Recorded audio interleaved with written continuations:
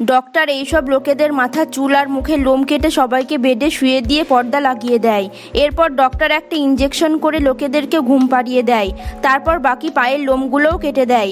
এরপর ডক্টর একটা টিউব নেয় আর সেটাকে ভালো করে তেল লাগিয়ে পেছনে ঢুকিয়ে দেয়।